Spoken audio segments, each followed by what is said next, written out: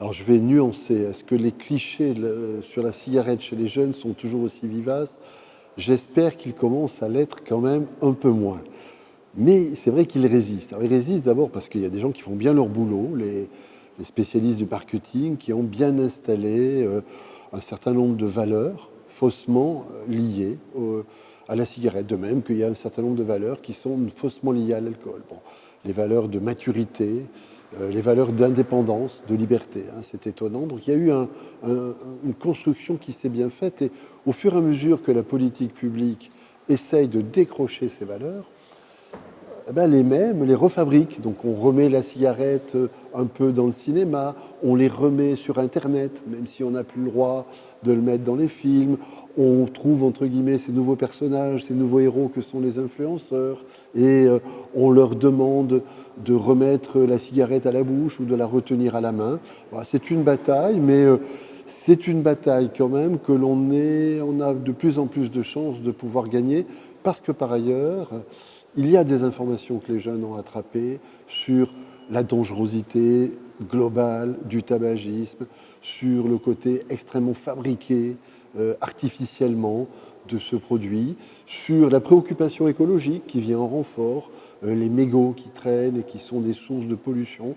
Donc il y a des contre-courants qui, même sans qu'on soit dans des campagnes de santé, hein, viennent ringardiser en plus de la ringardisation médicale. Ça veut dire qu'aucun levier à tout seul ne peut l'emporter et que le prix du tabac est un excellent levier qui ne changera pas tout, mais qui va installer une deuxième notion importante qui est un produit dont on ne veut pas qu'il soit trop banalisé, il vaut mieux pas le vendre pas cher. Voilà.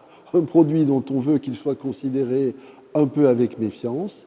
Et chaque acheteur, jeune y compris, fait une balance entre les avantages et les inconvénients, le coût et le bénéfice. Et plus on monte le prix, plus on dévalorise le bénéfice, plus on a de chances que ça fonctionne. Donc le prix tout seul, non. Le prix élevé, oui. Le prix élevé avec la ringardisation, encore mieux.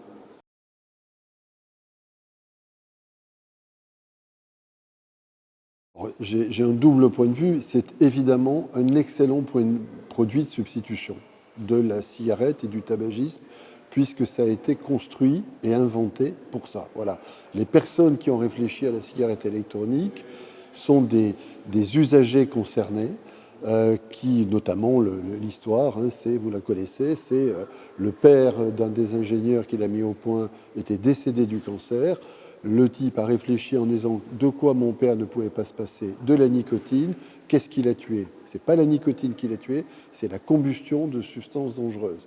Si on avait pu lui donner sa nicotine, dont il était devenu dépendant, sans les substances dangereuses, il ne serait pas mort.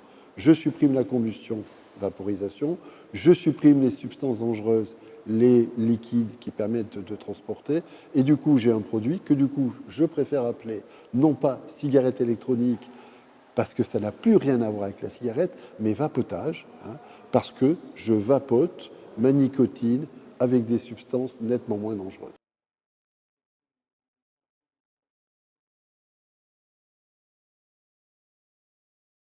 Alors là, on est sur une vraie difficulté, parce que, notamment au début, chez les adolescents, on n'a pas forcément de l'addiction.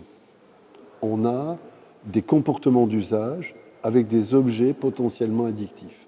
On va se mettre à utiliser de l'alcool, on va se mettre à utiliser du tabac, on va se mettre à utiliser du cannabis, on va détourner des médicaments de leur usage, on va utiliser un certain nombre de cocktails autres, on va parfois utiliser des écrans, des objets tout à fait banals. Donc au début, on est sur des comportements sociaux, avec des substances qui ont des risques, mais on n'est pas forcément dans l'addiction au sens de j'en ai perdu le contrôle. Et plus on est jeune, plus on est débutant dans ce type de pratique, plus on est dans ce cadre-là.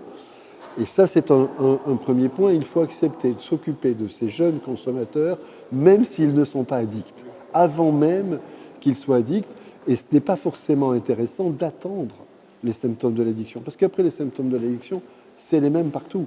C'est la perte de contrôle, l'impossibilité de s'arrêter alors que je sens que c'est désagréable, et tous les comportements de camouflage ou de rationalisation que je vais avoir.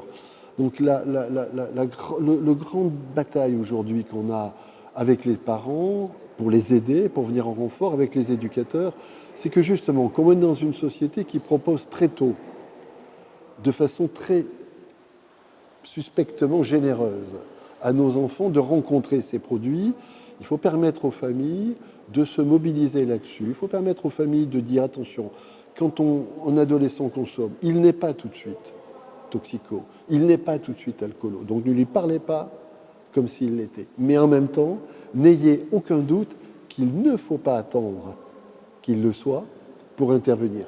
C'est cet écart-là qu'on est en train de travailler, de modéliser avec des nouveaux programmes de prévention, avec une nouvelle pédagogie. Parce que si vous parlez à un adolescent comme s'il était un vieil addict, il ne va pas se sentir concerné.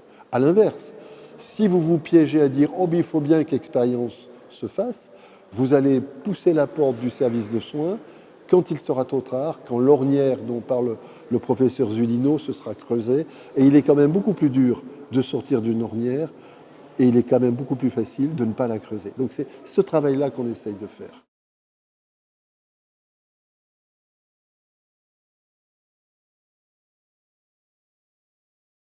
Est-ce qu'on essaye de travailler avec le camp d'en face, les ennemis, les fabricants? Il y a deux domaines où on ne peut pas le faire parce que il n'y a pas beaucoup de dialogue à avoir. Le domaine du tabac et le domaine de, je dirais, la grande industrie de l'alcool. C'est différent avec un viticulteur, on peut discuter. Mais mettons avec, par exemple, une société qui est au cœur de l'actualité, la Française des Jeux. Les professionnels ont pu alerter, à l'époque où la Française des Jeux était entièrement contrôlée par l'État, sur le risque d'un type de jeu qui était le rapido.